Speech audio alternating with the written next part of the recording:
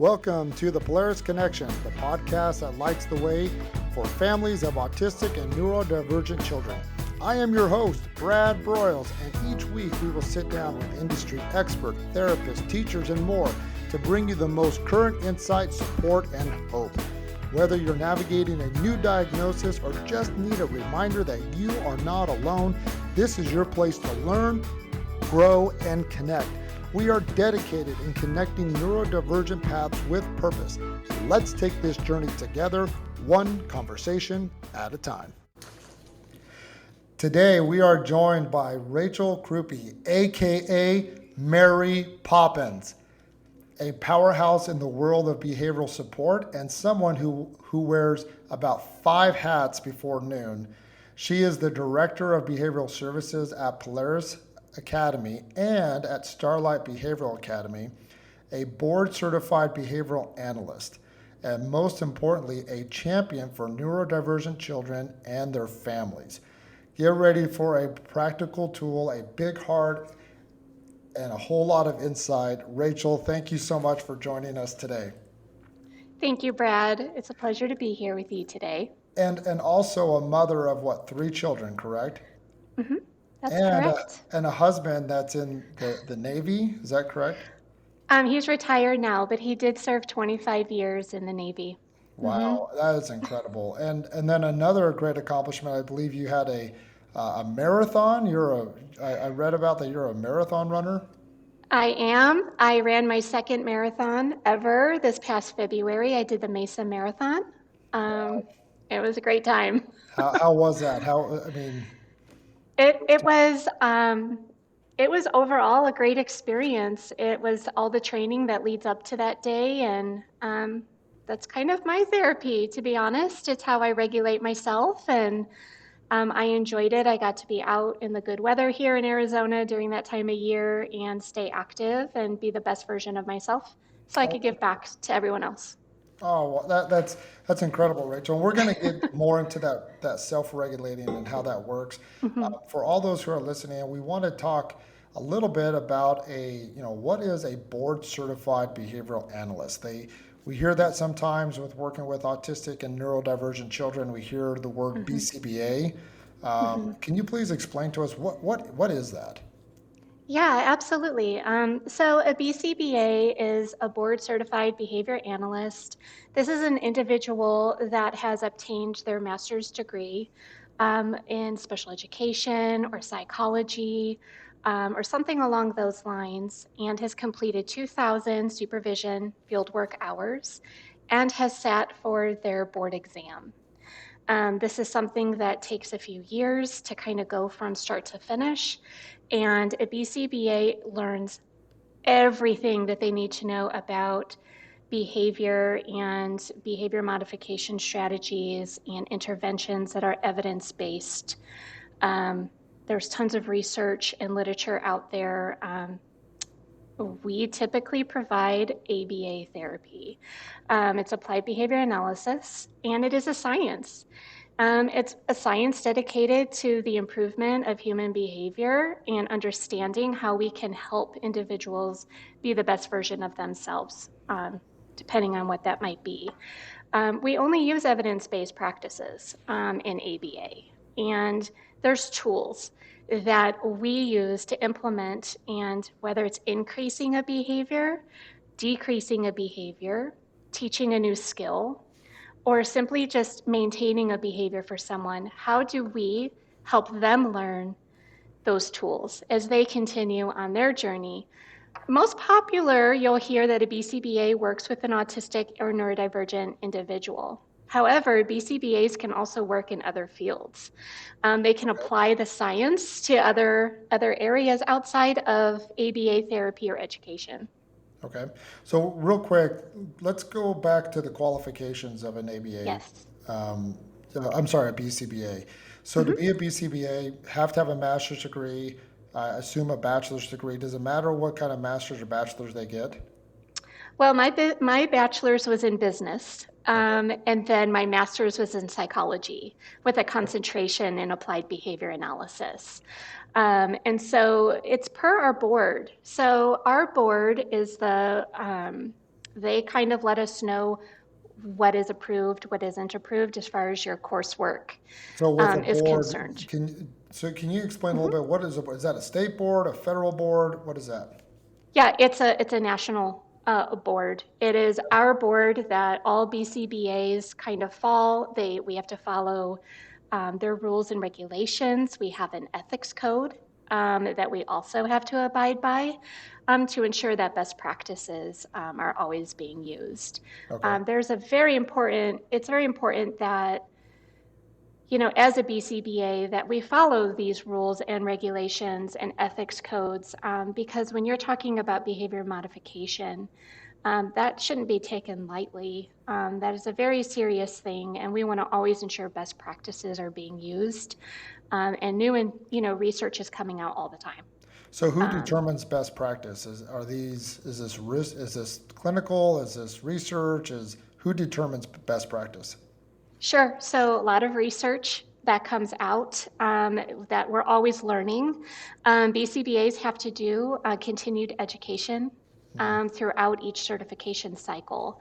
And during that time, we need to read articles, we need to attend workshops, we need to make sure we're current on most up to date practices and interventions, and make sure we're not using the outdated or maybe more thinking always in terms of what is best for the individual, what is the most ethical way to promote this change for this individual and what that looks like for them. Has practices evolved since you become a BCBA, and do you have a common example Yes, of that? sure. Absolutely. Our field is forever changing for the Okay. better, I might add. I've been in the field for over 12 years now, and when I first entered the field, it was very heavy compliance based type teaching. For example, it would be, hey, we're going to sit at the table and I'm going to run this program with you. And if you don't respond, we're going to do a physical prompt and we're going to fade that to independence. And there was this I say this, you do this, you get this Mm. 3-term contingency. And as I went through my personal experience of having a child that's autistic, I personally struggled with some of the heavier compliance based type teaching. And I was like, well, how else could we teach this? So, going and getting those CEUs and learning what is the new research out there, how could we maybe dive more into play based therapy? Where can we be more child led? How can we focus more on their motivation and their interests and kind of work with the individual instead of this, you're going to do this because I said to do Well, you said this. something, you're like, I say this. How'd that go? I say this. I do Um, this, you get this. Yeah. yeah, So it's yeah. almost like if, let's say, what's reinforcing to that individual is a high five. Okay. And I would come out and say, okay, touch apple. They touch apple. High five. Good job touching apple, right? Mhm. I mean, that's just a skill that you might teach, right? I'm just using that as an example. But, is it a functional skill to be teaching first and foremost? Why are we teaching that skill? ABA is so data driven, and rightfully so. The data gives us a snapshot of how everything is going. It drives all of our decision making as a BCBA. And so, are we caught up in just getting data for the sake of getting data? Uh-huh. Or are we teaching a skill? That's Why? useful for the individual. Absolutely. Gotcha. Absolutely. There's so much that goes into that, of course. We have formal assessments that we do Hmm. that helps guide us to know and learn what are this child's or individuals, and maybe they're an adult, what are their great skills that they have? What are their strengths? What areas are they just absolute rock stars in? But then also we need to focus on, okay, where can we jump in? What area does this individual need a little bit of more help? And that's where we can put our programs and skills that we teach in those areas overall. So go moving kind of on your example, I say this, I do this, Mhm. I get this. Now you Mhm. mentioned to where that's kind of more involved into a kind of a play-based therapy now. How would Yeah, that play? How would that differentiate from I do this, I say this, I do this, I get this to a play-based therapy? sure. So it might look a little bit more like maybe you are playing a game and one of the blocks is an apple. And maybe you're playing a game, and now this is for more early intervention, my Okay. example, just to put that out there. And maybe you have a teddy bear and a puppy dog and a kitty cat, and you're all sitting there playing this game, and you have the blocks. And maybe you're like, ooh, this is yummy, yummy apple, num, num, num, num. And then maybe the cat takes a bite of the apple. And then Okay. maybe it's, okay, touch apple. Oh, good job touching apple. Nom, nom, nom, nom, nom, nom. And you eat the apple. I'm just throwing that out there. I know that's No, I really want to eat the silly. apple too. So, But it's like, it makes it fun. Like, what we're working on is that child is learning how to receptively identify an apple. gotcha. And you might be working on that skill because you might be trying to build the repertoire of, or a word bank of known items or activities. What that can do is the more that they can identify something like an apple, maybe later, maybe they can request to eat an apple. Hmm. And then maybe they'll be able to say, oh, I see an apple over there, and be able to label or tact that item out in the grocery store or out in the community. So the more that we can make that fun and engaging, to them it's play, Hmm. but we are in essence building that skill for them by having them learn to label or receptively identify different items or objects. So then going from I say that, I do this, I get that in a way that Hmm. could be more of like I'm pushing you this direction. We do Yes. more of a play. ABA's kind of evolved more into, in a way, a play-based therapy. So now it's more engaging and connecting to those kiddos for those behaviors. Is that a good way to say it? Sure, you still have the three-term contingency in both examples, Okay. but one is way more inviting than the other. Brad, if I sat you down at this table and pushed out pictures and just looked at you really plain and said, touch apple, do you have any motivation to touch that apple? No. Probably not.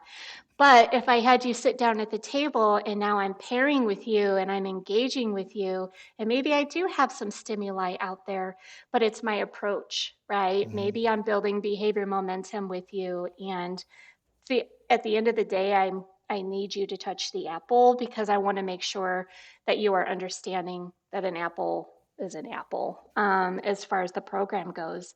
But it's all about the connection that the Gotcha. BCBA has with the child or individual. And, you know, we want our children to want to engage with us.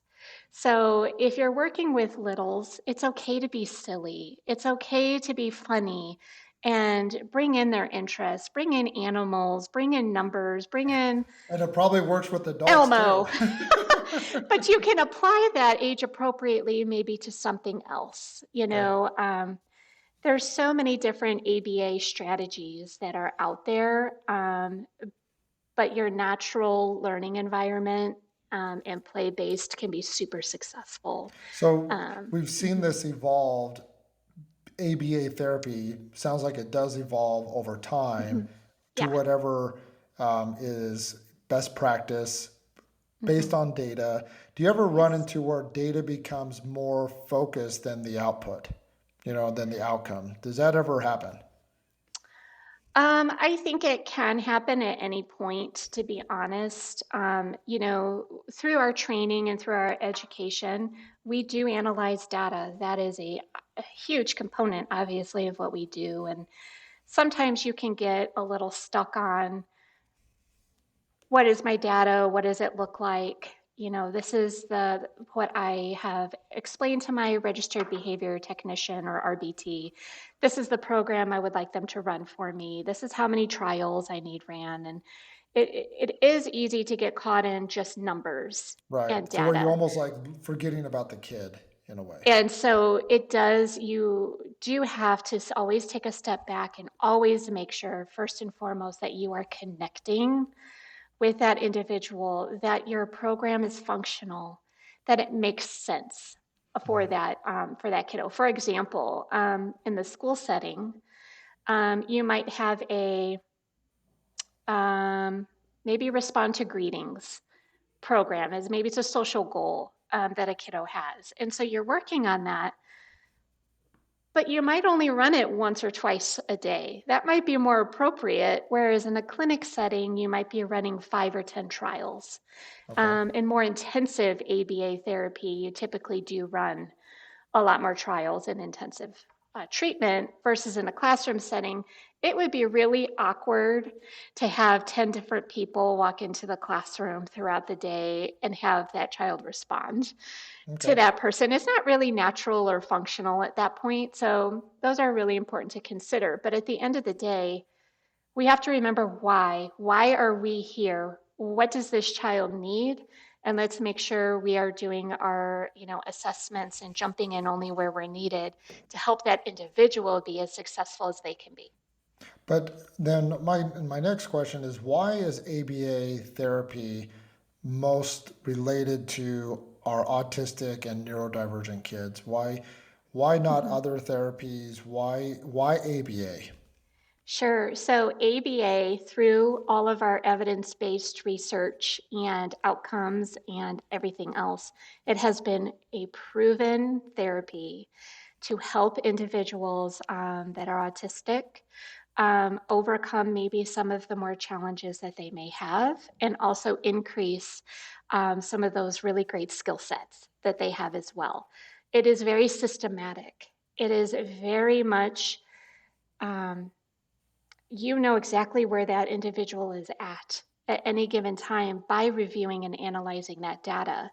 And it's not just on a whim. Today, I feel like we're going to do it this way, or, Gotcha. oh, we're going to do it that way. It's a systematic approach and it's very data driven. And that's what helps drive, do we need to make a modification? Okay, that's fine. Maybe we need to go back and catch a prerequisite skill first before we move back into working towards mastery for this skill. And so it's been proven to help individuals learn the tools for themselves. How long So has ABA been mhm. involved with working with the autistic community? Sure. So I mean, ABA was developed back in the 60s. So it's been around, but I would say over the past 20, 25 years or so, there's Okay. been a much more dive into, okay, what are these evidence-based practices? And then with that, what is, ethically, maybe, what are considerations that we need to take into account to ensure those best practices are happening?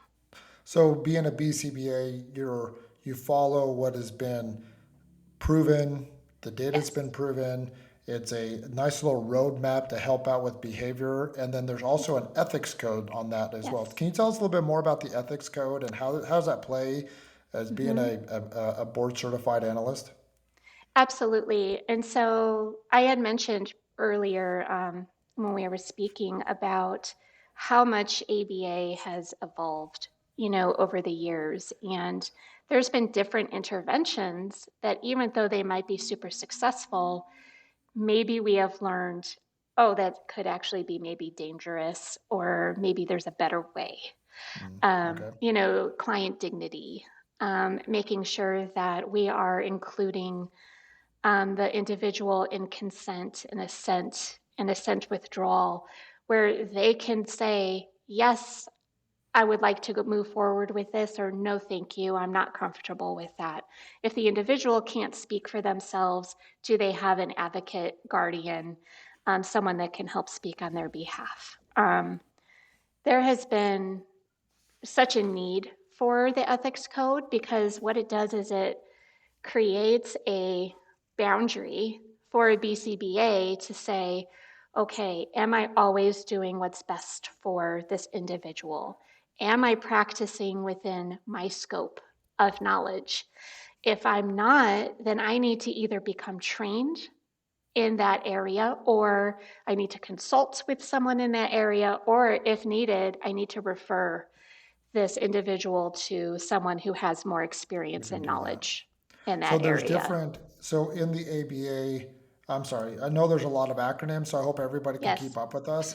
So in Yeah, the there is. BCBA, I get them mixed up. So in the BCBA, if I'm a BCBA, are you saying that there's different career paths that I can go in and different levels of ABA therapy and like who I work with and who I don't work with?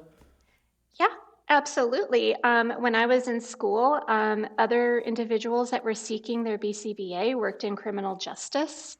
Oh wow. Um, mhm.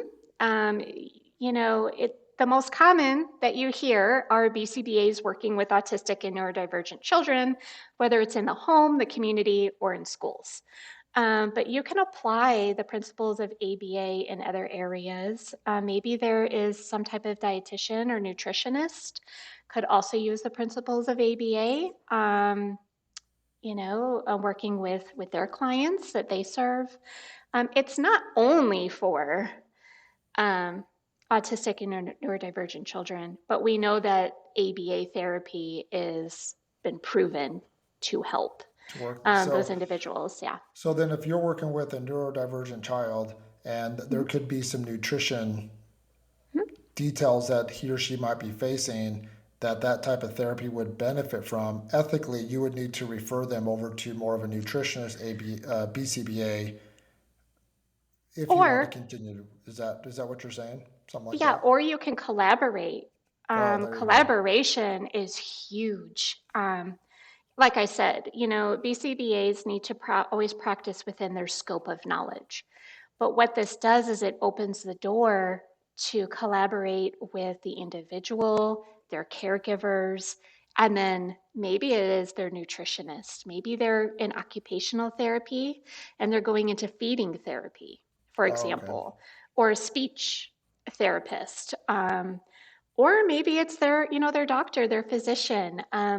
Everyone kind of in that child circle as a BCBA, it would be really great to collaborate with those other professionals so that we are all in alignment with how are we helping this individual, and that's typically where you see the better success. So it's very common for I'm sorry, BCBAs to collaborate Mhm. with other BCBAs or Yeah, occupational therapists, speech sure. therapists. That's very common in Yes. your business. Okay, that's awesome. Mhm.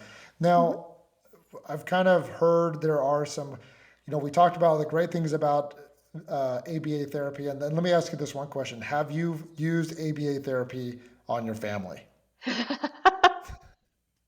I have, yes. So I have, yes, I have. okay, well, maybe that's another reason for everybody listening that they should learn ABA techniques. But I've also seen the other side of the coin.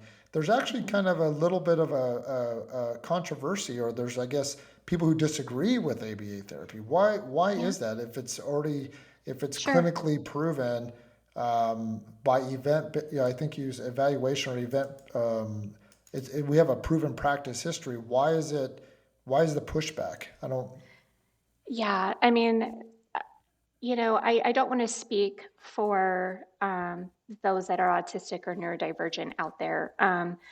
I can speak, though, as a parent of an autistic child. ABA in the past has used some very controversial interventions. Hmm. And so, hence, which is why our field has forever been changing and growing for the better, because we have shifted from we're just going to do all these interventions, whether they're successful or not, because this is what we're doing, to hey, we really need to take a step back. We need to make sure we have that assent and allow our individuals to say, yes, I would like to be part of that intervention, or I agree with this program or not, and have more involvement with collaboration with them and their caregivers. So just like any other industry that is evolving, Mhm. there were some early bumps in the road, There so to was, say, so to there speak, in was. ABA therapy. It sounds like. And, if you, how do I put this? ABA is powerful and it can be extremely beneficial for individuals based on, what needs that they have. But if it's not done with the best intentions, or the person who is implementing these procedures isn't trained appropriately, or maybe they do things that are outdated. Maybe it's some Mm, kind of procedure that we're just not really not using it. Maybe they're not current with best practices, for example. I could see how that can be hard. Another thing, too, is we really, really need to look at the individual for who they are. They are not a data point. And so it's more learning to work with them versus that, hey, we're going to do this because this is what our science says. We need to hear gotcha. what they have to say. And there's been a huge shift in our community of listening to autistic adults that maybe went through ABA therapy 20 years ago, 15, 20 years ago. What can we learn from those individuals so Mm. that we can take that with us? And there's so much value in that. The kiddos that we serve here at Polaris Academy and Starlight Behavior Academy are some of the most amazing kiddos that you will ever meet. And if you were to look at them as just a data point or just running this program just because you're missing out on who they are, and you're missing out on how can we truly help them gain the tools that they need to carry on with their autism journey. You're missing that whole connection with the person and their families. And hey, my whole job is to work myself out of a job. I do this as a job, right? I'm a BCBA. This Sure. is what I do. But at the end of the day, how I know I'm winning is I'm seeing this individual gain these skills and these tools to be as independent to the best of their ability and thrive, and be able to take that with them as they go so that they can, live a happy life. And that's how I know I'm winning. So Um, when you they get rid of you, that's when you know that you've got what yeah, they want. when So I that's say, you know what, we have worked through, they have the skills, they've learned the skills, they've also generalized those skills to their next environment or their next setting. They still will maybe need some support here and there, but overall, mm, they can thrive in their next environment. I know that I can you've graduate done your them job from the and you're program. done. Yeah. Well, that's so kind of going back, Yeah. we've heard a little bit of some controversy with ABA.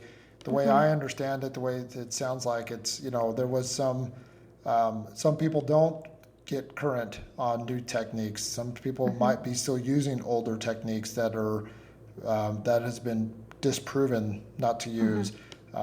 You see that a lot with doctors, right? So if surgeons are not up to date on current medical procedures, they might be doing some diagnosis that might not be accurate, or that we have better practice on. And that sounds like that's a little Mm-hmm. bit what happened with some BCBAs. And just to put out there, the majority of BCBAs that I know are really wanting to make a difference. They are working on how do I give the best practices out there? How do I best support my client or my student and their families? People really are moving in the direction of working with the families and the individual, and really For good reasons, being yes. and for good reason. That is more and more. Our field is changing for the better every Good. day, and we are continuously moving in that direction. And for individuals that may have experienced ABA years ago, if you talk to any BCBA now, you're going to hear that it is quite different. Good. And while the behavior principles are still there, right? Like, we do believe in our science. We absolutely, understand that these interventions can be successful. All of that is there, but what we're gaining is more of that connection with the people that we serve. And I think that's powerful. That's amazing. It's great that the field has evolved so much, and it's Mm-hmm. taken on these greater practices or these greater therapy that they know works. And Mm-hmm. there's another therapy kind of coming around that's been popping around a little bit. It's Mm-hmm. called pathological demand avoidance (PDA). Mm-hmm. How does that play in with ABA therapy? Um, how does that all fit together? Sure. So, first and foremost, PDA is pretty new. It's pretty new. It is not an official diagnosis yet here in the States. Um, However, it And is we're talking about the becoming, United States. In the United States, not yes, officially diagnosis, not the state of correct. Virginia. Okay. Correct. However, more and more research and information is coming out on the PDA profile and characteristics of that. And so, if someone can be autistic and have PDA characteristics, so it's not a standalone diagnosis per se, but what it does is it describes some of the behaviors that you might observe with someone who has PDA, and it highlights what are the best strategies to help this individual. Because in ABA, too, everything is individualized. Okay. Every child has an individualized program or treatment plan or whatnot. Um, it's the same thing for an autistic individual that has the PDA profile.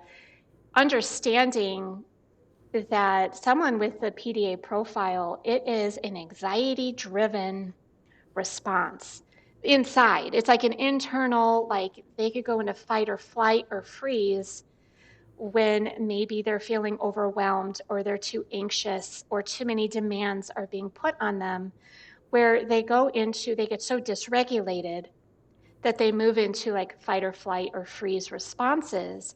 Okay. So it's not that they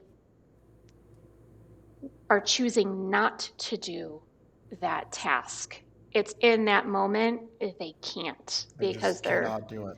they're too dysregulated, right? Well, And so the key is identifying what that looks like for that individual, and then understanding, okay, first we need to co-regulate okay. uh, with this individual, right? And then once we are in a good place, how do we work with them and provide some autonomy? And how do we use that child-led approach of, okay, now we're going to work with them. So the instruction still might be there for them, right? Maybe it is they need to transition from classroom to a different spot on campus. They know that that's the expectation, but with a PDA learner, sometimes you can't use that ABA approach of time to go to STEM. Okay, we're going to STEM, like physically prompting them, because we have to remember internally they need co-regulation first. And then when Okay. they're ready, Then they're they'll ready to go to transition. STEM. Right. So it's a So slightly different approach, it at is a least that we different have found. approach. So, Hmm. like going back to your earlier example of the apple, right? So you Yeah. had that apple approach of I say that, I do this, I get this. Now we Hmm. moved more into a play-based therapy. How would Hmm. that apple work with a PDAer? Sure. So if we are again trying to build that repertoire of, receptively identifying or labeling the apple, um, there's a couple different ways. You could put that out there and say, okay, maybe they already know the skill of touch banana and they can already touch pear. So Okay. you could, kind of do that with them, and then it's okay over here, when you're ready, touch apple. And then you give them that time to process what you just asked them to do, and then they can go ahead and do that. Or there is a technique called strewing that I learned about, and it's not an ABA strategy. Your strewing is you leave it on the table, and the hope is that when they're ready to go over there and explore and look at the materials, that they'll engage with that activity on Okay. their own time versus us telling them to. And So that, so that that must be tough because now it's you're so going like, tough. hey, I want to play, I want to do this play-based therapy with you, but I Yeah. understand that you're more at the moment you're not. We got to kind of co-regulate a little bit. So now I got to Yes. step back Yes. and away from the play-based therapy and Yes. let them engage when they're ready to engage. And then you capitalize on those opportunities by something that they call declarative language, where you're disguising the demand. So an Oh, so ABA, what, yeah, what would that look yeah. like? That's interesting. So an Now we're in ABA, disguise mode. So we went from do this, now we're playing, now don't do this, and now I'm going to disguise it. So wow, there's a lot going on here. there is, because it's the whole, in ABA, you have your discriminative stimulus. It's your instruction. It's what starts your trial. It's touch apple. That's Yeah. what starts your trial. Okay. And so with someone that has more of the PDA characteristics, if you tell them touch apple, they may go into, they might become dysregulated with the demand. Okay. And there's other things that could lead to that too, but Sure, this is sure. just using this as an example. We're using the same example just to make it simple. Yeah, But and no, keep so going. in that moment, you might just let them explore with the apple for a little bit and then try to engage in parallel play. So there's very little demand being placed with them. You're more connecting with them, you're building that rapport with them. And then as you're playing, it could be mixed in with, maybe you give them like a job to do, like, okay, you're the instructor now. All right, I need you to find that apple. And they found the apple, and now they're going to teach me a lesson. Guess what? I just got them to touch the apple, and I know that they know that skill, but it wasn't presented in your touch apple like Wow. way. It can be very, very tricky, kind of. Sure. It's almost like, when do you shift more from, your ABA strategies and interventions, and when do you shift Well, and it seems like more that to now that? turns more from a science to an art. Like It's a now I have my, dance. yes. So here I have my data, Yes. my process of data collecting. Now I'm shifting to be more of a dancer, like you said, like an Yeah. art.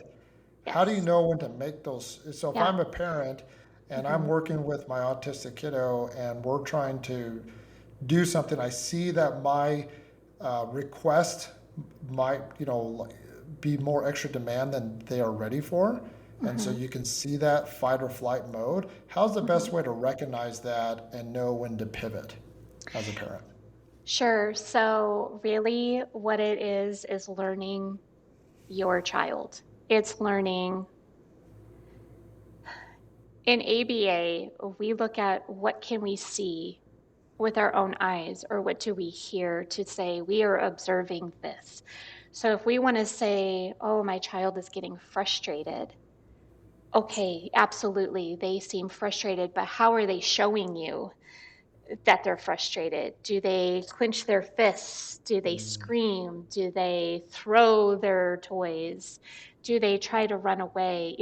What does that look like for your child? Once you can identify frustration, or, are they avoiding this task because they don't want to?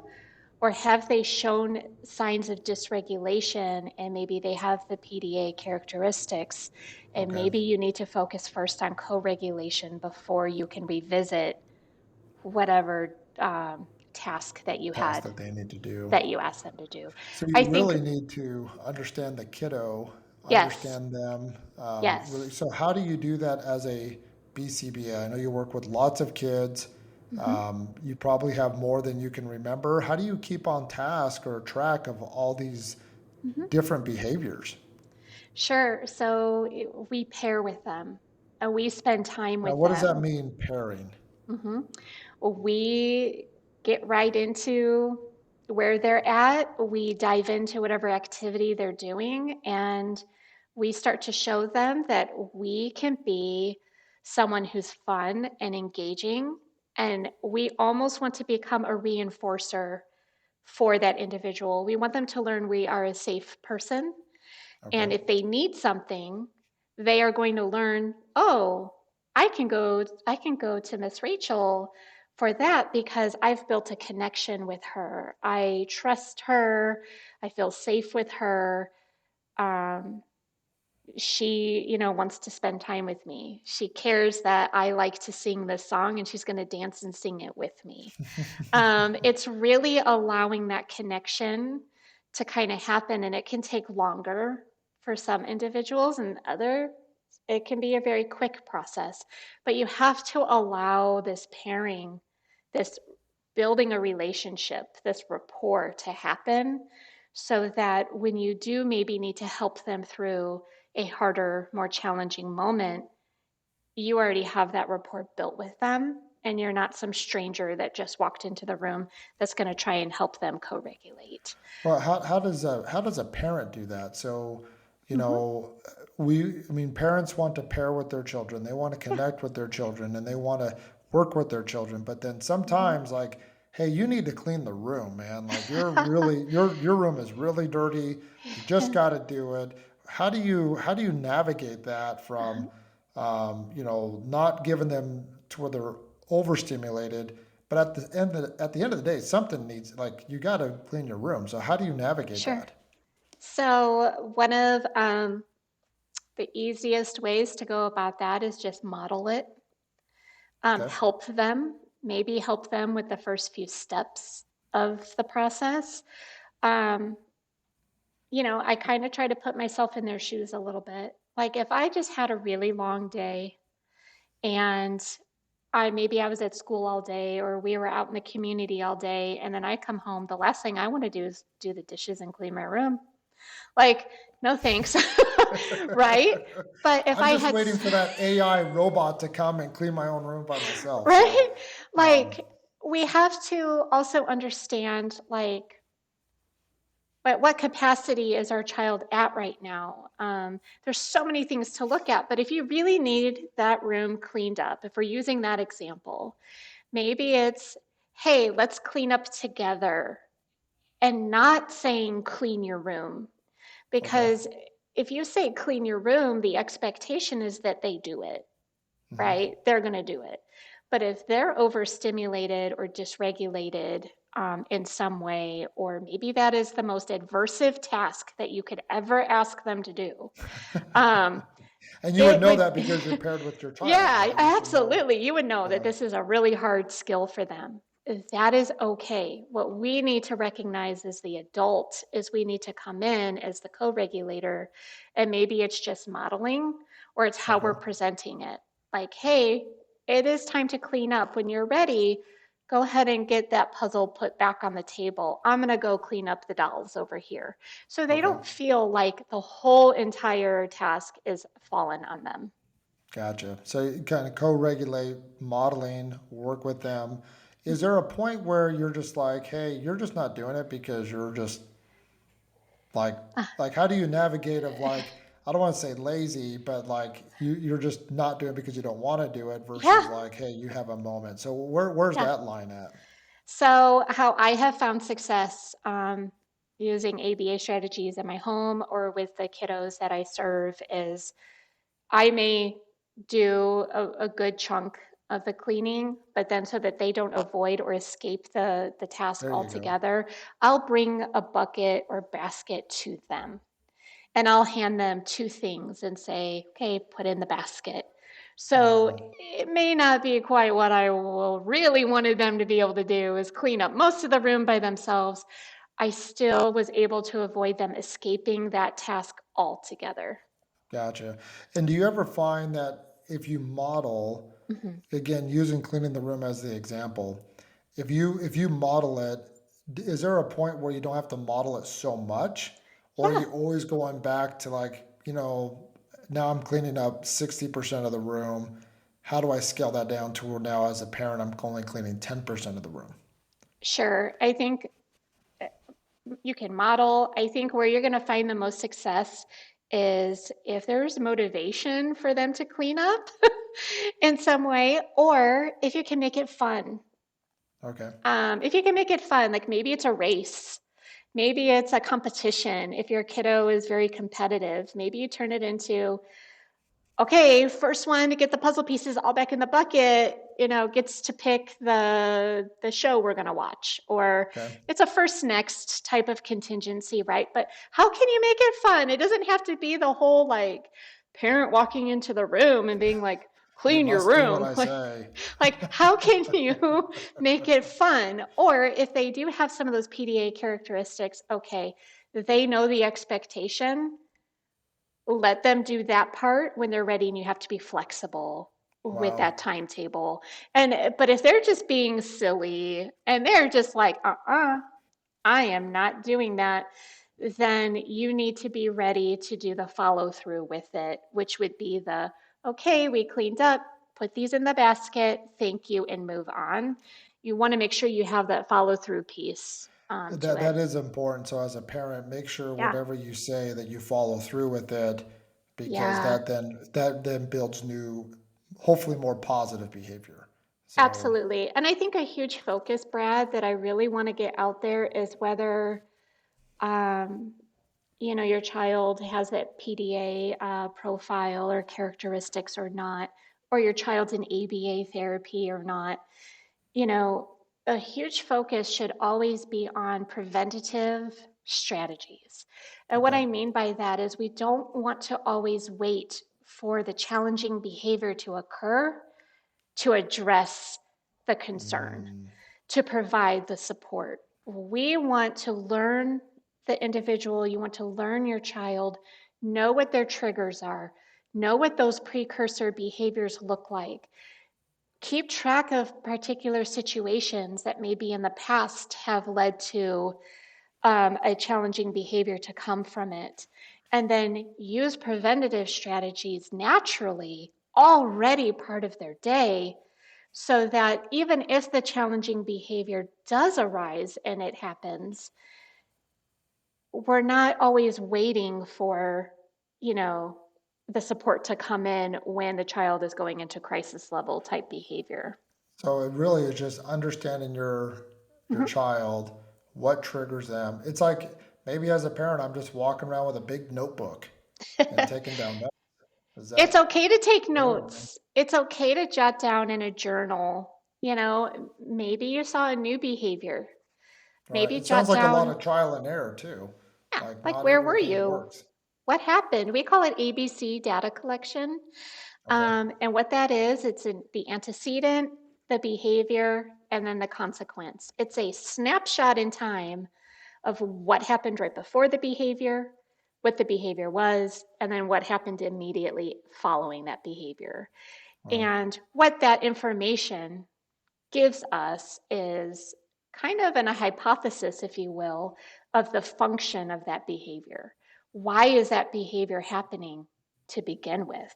And once you can start identifying that or patterns or can hypothesize, oh, this behavior is falling under this function, then you can look at, okay, these are the interventions that can be successful because our science tells us that if a behavior is increasing, something is reinforcing it.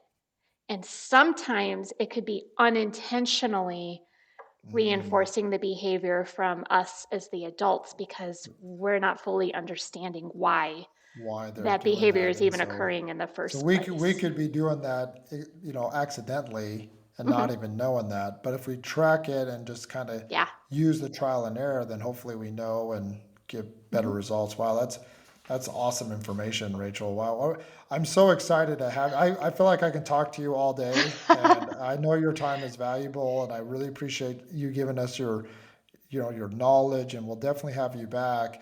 Kind of to wrap up, I know that we'll Sure. have a lot of questions, and just so everybody that's listening, we're going to drop your contact information, Sure. um, on our YouTube page, so people can reach out to you with some more questions. I know that there's a lot to it, but kind of to finish things up, what would be, I guess, three simple rules that you would want every parent that they should know with their autistic kiddo?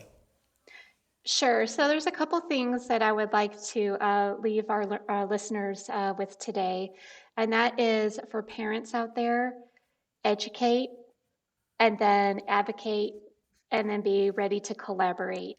And what I mean by that is there's so much information out there. It's okay to feel, it's going to feel overwhelming at first because there is so much information.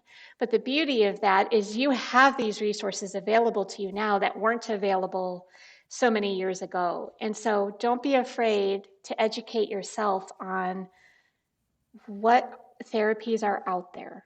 if you're looking more into ABA, go ahead and research some more for yourself on ABA. Jot down questions that you might have or concerns that you might have, and then be ready to advocate for your child. If you're speaking to their pediatrician, for example, at their next well care appointment, be ready to advocate and say, I really would like this for my child, but you'll have some of the education part behind it. So you'll be coming in empowered and Knowing ready the right to, questions to ask. yeah, and Yeah, be gotcha. prepared and jot them down and then collaborate. So if you do decide to have your child attend some type of therapy, it could be any kind of therapy, really, be ready to collaborate with that therapist. That is really where the best treatment outcomes come from, is all around collaboration. How does collaborate work to where you as a parent is, I'm helping the situation, not trying to take away from the progress the kiddo might be doing indirectly? Sure. So just collaborate. So, for example, if I met with the parent, the child, and a speech therapist, for example, I can modify maybe some of the programs we put in ABA therapy that works with the speech therapist, but Okay. still remains in our scope of practice, right?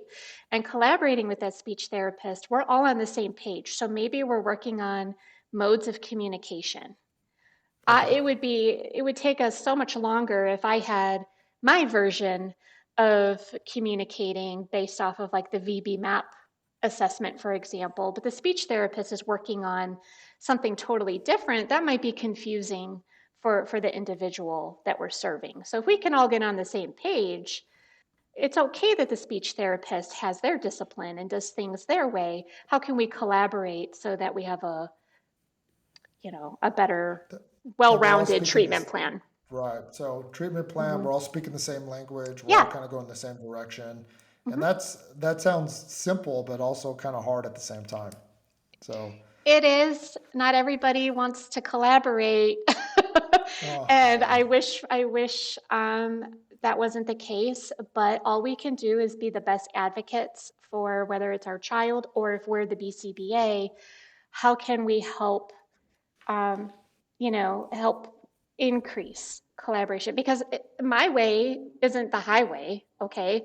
Like I'm a BCBA, but I'm not going to go into a collaboration meeting and say we're only doing ABA and that's it. We're not talking about anything else. We have to be also ready to hear the thoughts and why maybe certain things are being done a different way. And we need to be open to that while still staying true to our science at the same that time. is incredible. That's crazy. So you have true to your science, but you have to be open Yeah, to collaborate what's going on with the situation. I assume that every collaboration is different it is. based Yeah. upon the learner and the child that we're working with. Wow. Yes. It's your industry is fascinating, Rachel. I don't know There's how so you much do that. more. There's so much Wow, and more. I don't know how you do that without having a headache every day. Wow, that is so. No, yeah. We can talk and another. I know that was my final question, but I do actually Yeah. have another one. I was just Sure. curious. Do you find that in the future will PDA ever be adopted in ABA therapy? Would that ever, I mean, in your professional opinion, I mean, would that, or will PDA and ABA always be separate? That's a trick question because for I started to throw you a tough one there. that is a tough one. Thanks, Brad. No, I think really what drives the evidence-based interventions with ABA, I have hope that we will see more and more of that in the literature and research as the PDA profile becomes better understood and successful interventions have been like there's some data on it. Like we actually have different protocols that have then been proven to be successful. What I have found as I'm in the process of obtaining my level 3 PDA Oh, certification. wow. Congratulations. And thank you. But the I've heard reason that's why pretty intense, actually. it is, but it's so informative. And That's me. That PDA is outside my scope as a BCBA, but that doesn't mean I give up on my learners and my students because I don't know about it. I've gone and I've sought out education and a certification in it to better understand. And so there are so many strategies that are successful for PDA learners that you can use as antecedent strategies in ABA therapy. Wow. There Wow. is a way to blend them while still staying true to To ABA ABA. therapy. And honestly, not every individual needs ABA therapy, and that's okay. And Yeah. that's another shift in Well, it ABCBA's just brain. well, and I think to your point, not everybody needs PDA therapy, No. right? So Oh, no, it really absolutely not. could be It cross could be a blended a little blend. bit. Yep, That's it could wow. be. Mhm. And so in your field, continuous education is Yes, so important. Wow, it's yes. so important. Well, Mhm. Rachel, thank you so much for your time. Again, we could talk forever. Yes, Hopefully, we can have you back, and you can yes. share some more of your wisdom. I would love to But thank, dive into all these.